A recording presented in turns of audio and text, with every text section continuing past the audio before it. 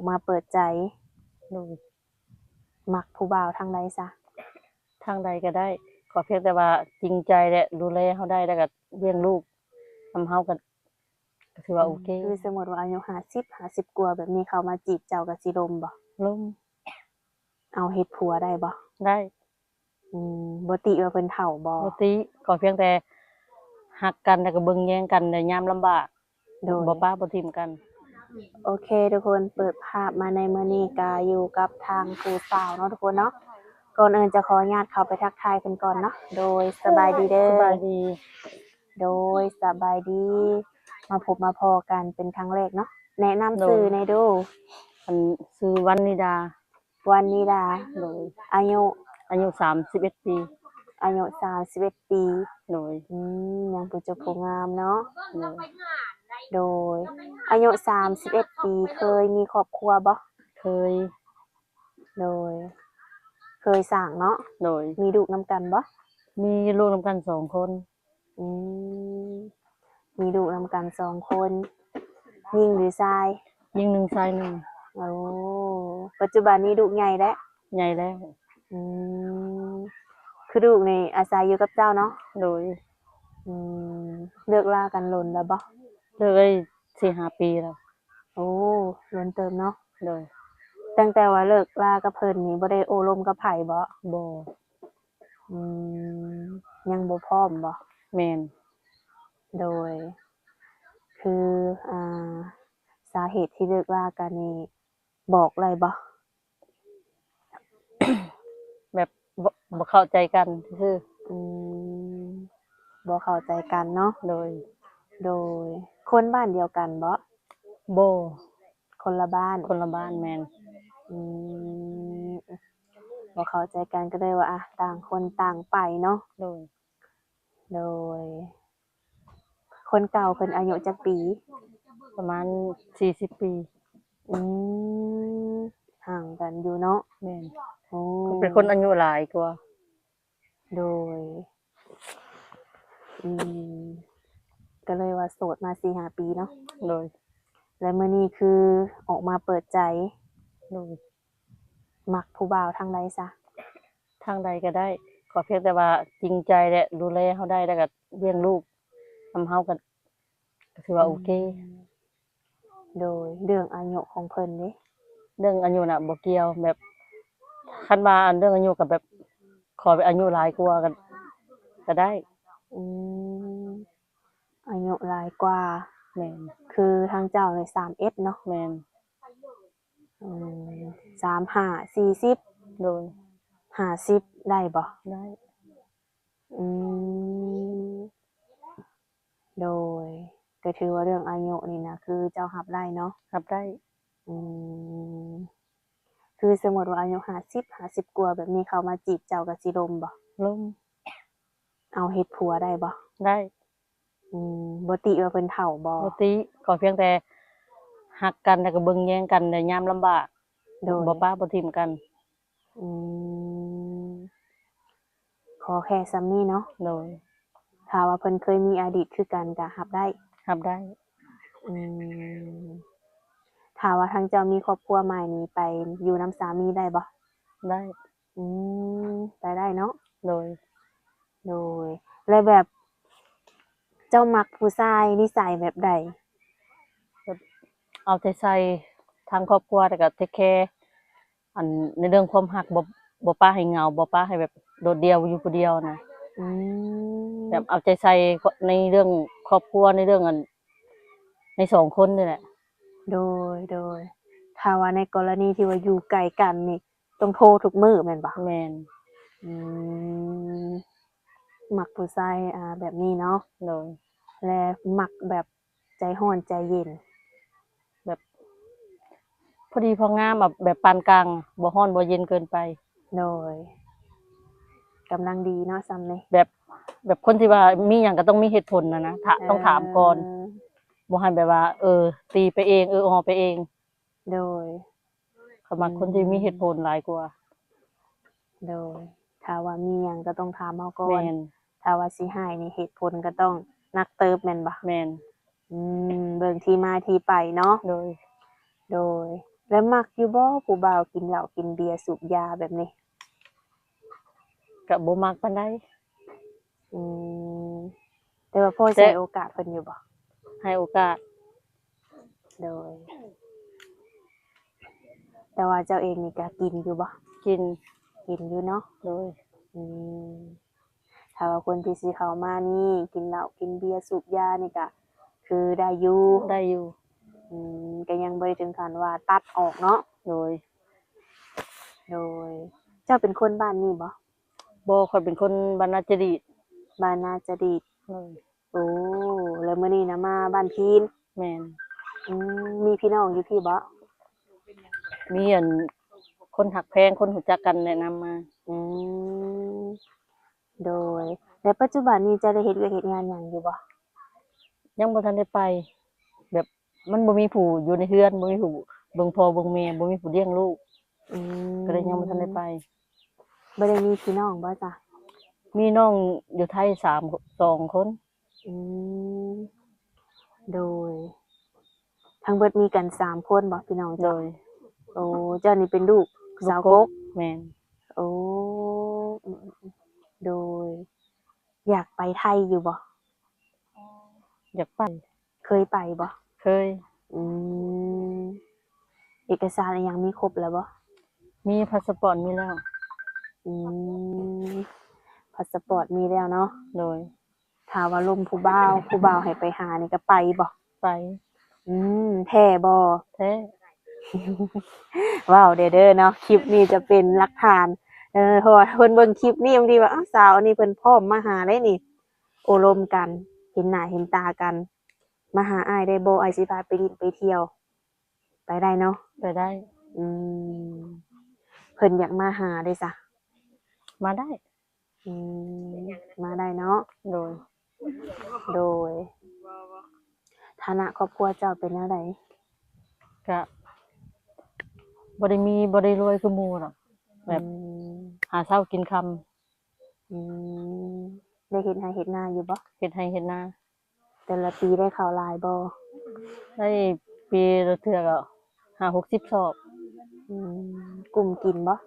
กุ้มกินอยู่ อืมโดยทั้งเฒ่าพ่อเฒ่าแม่เพิ่นอายุจักปีแล้วนี่ อันแม่น่ะอายุ40ปลาย48 อืมยังหนุ่มอยู่เนาะ โดย ถ้าว่ามีลูกเคย50-60แบบนี้เพิ่นสิบ่รังเกียจบ่ บ่รังเกียจ เออตามใจลูกสาวเนาะ โดย อืมในการโอ้ร่มกันนี้เจะต้องใช้เวลาหล่นบ่ แบบมันต้องเบิ่งกันไปก่อน ประมาณจักเดือนกะว่า ก็ว่า อันนี้ก็กล้าบ่ได้คือกัน อืมแล้วแต่เฮาร่วมกัน โดย บางทีเจ้าบัดไปร่มซะคนมีอายุ50ปลายแบบนี้นะเพิ่นบัดอยากได้เวลาสัก1เดือน2เดือนแบบนี้ได้ซะ ก็ถ้าว่าเฮามั่นใจในตัวเขาว่าเขาเบิ่งแยงเฮาได้ ดูแลเฮาเลี้ยงลูกซอยเฮาได้ก็โอเคนั่นก็ได้ โดย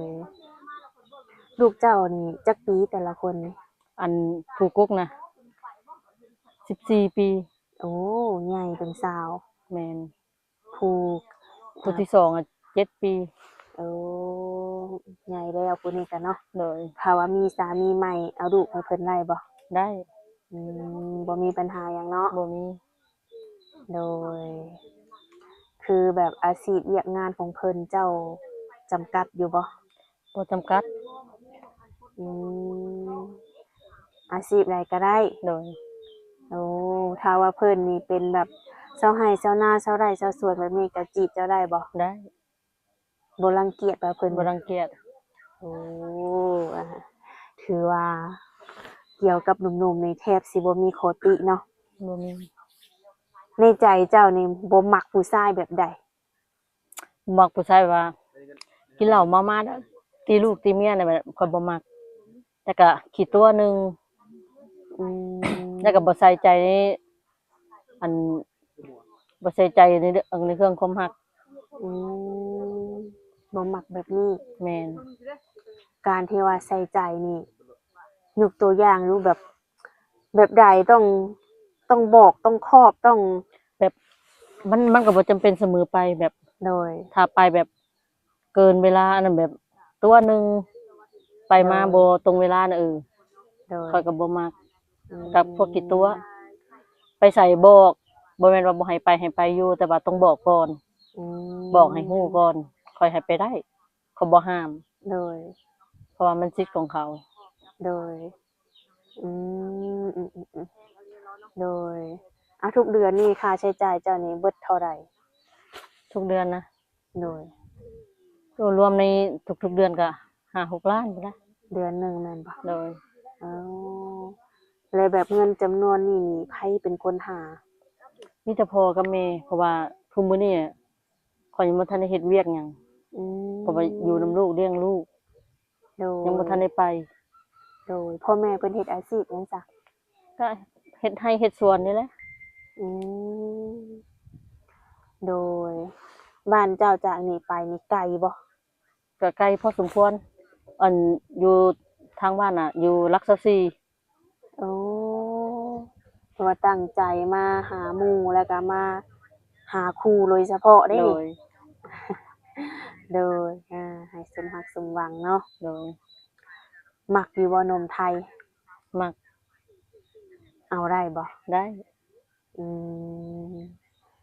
เจ้าก็เคยโอลมอยู่บ่ผู้บ่าว50 60แบบนี้ ยังบ่เคย อืมบ่เคยจักเทื่อเนาะ โดย คือเจ้าก็เป็นผู้จบผู้งาม เวลาไปหันไปนี่บ่มีผู้มักผู้จีบแน่บ่ ก็มีอยู่แต่บ่ฮู้ว่าเขาสิจริงจังนำเฮาส่ำใด อืม ก็แบบหยอกกันไปกันมาแต่ก็บ่เคยคิดนะ โดย คือยังบ่ได้คิดเนาะ แม่น ก็คือพอมีอยู่ โดย ถ้าว่ามีสามีใหม่ลูกเต้าเจ้าก็พร้อมบ่ พร้อม สายฝนเนาะฝนตก มื้อนี้ก็ถือว่ามาพร้อมสายฝนเนาะมื้อนี้โอ้ในกรณีที่ว่าสร้างครอบครัวใหม่นี้ทั้งลูกเพิ่นก็พร้อมเบิดทุกคน พ เนาะ ร้อม อืมถ้าว่าไปอยู่นำสามีนี่ลูกเจ้าได้ซะเอาไป ลูก นำ ก็ไปก็ได้อยู่นำพ่อแม่ก็ได้ โอ้อิงตามเพิ่น โดย แล้วแต่เพิ่นสิสะดวกฝนได้นี้เนาะทุกคนเดี๋ยวแป๊บหนึงเนาะโดยทุกคนหนีฝนเนาะตอนนี้ก็มาหลบอยู่ตารางเถียงทุกคนเลยคุยกันไปฮอดไสเด้อทีนี้ บัดนี้หุ่นห้อยของหนุ่มๆนี่เจ้ามักคนแบบใด เรื่องหุ้นห้อยล่ะ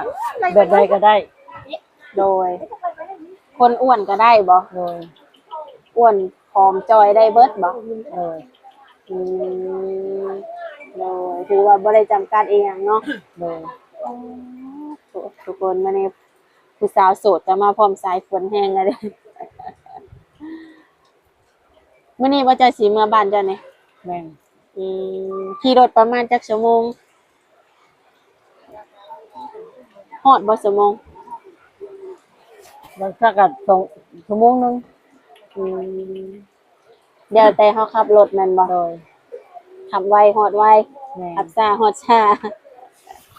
โดยคือจะมาแบบนี้ลูกเลยอยู่น้ำไผผู้น้อยนี่ ผู้น้อยมานำ โอ้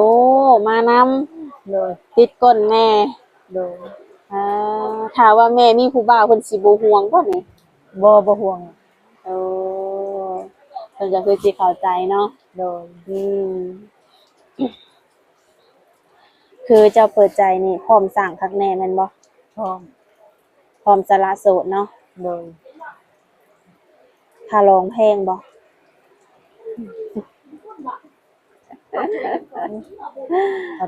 เรื่องกระดองน่ะโอ้ล้มกันก่อน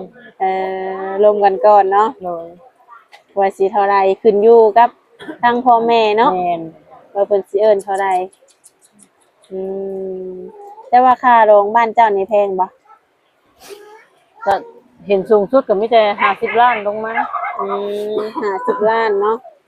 มีคำมีงัวมีหยังบ่ มี โอ้โดยฝนก็แห้งทุกคนเลยทั้งฝนทั้งลมมานี่โดยก็สิบ่ว่าหลายยายห่างเนาะเพราะว่าตอนนี้ก็ฝนตกลมพร้อมทุกคนเลยแล้วจะมีทางติดต่อบ่นี่มีไลน์บ่ มีลาย มีไลน์เนาะมีเฟซมีบ่ มี แอปมีบ่ มี มีเบิดเนาะ โดย โดยทางเฮาก็สิได้เอาทางติดต่อมาแจกให้ทางหนุ่มๆเพิ่นเนาะหรือว่าเจ้าสิแจกไปในซองเลยพร้อมบ่ หึจำบ่ได้แจกซอง ให้ทาง YouTube แนะนำเนาะ โดย โอเคเนาะก็มีแต่ว่าสิเอาเป็น LINE เป็นแอปเป็นเฟซ โดย มาแจกให้ทางหนุ่มๆเนาะ โดย เขามาโอบมาลม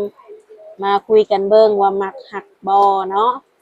โดยจังใดก็ขอให้สมหักสมหวังเด้อ โดย ให้พบพ่อเนื้อคู่หรือว่าพบพ่อคนดีเข้ามาในชีวิตเนาะ โดย โดยสบายดีเด้อ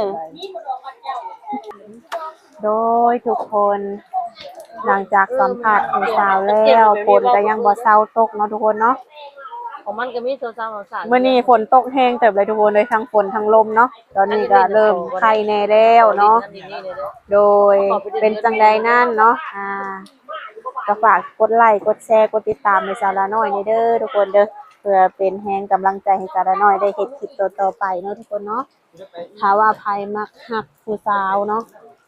สนใจอยากโอ้อยากลมนำกระทักเข้ามาเด้อทุกคนเด้อมีเฟซมีไลน์มีแอปให้เนาะทุกคนเนาะ โดยจังใดทางสารน้อยก็สิขอจบคลิปไว้เพียงสำนี้ก่อนเนาะไว้พบพอกันในคลิปหน้าทุกคนเลย โดยสบายดีเด้อ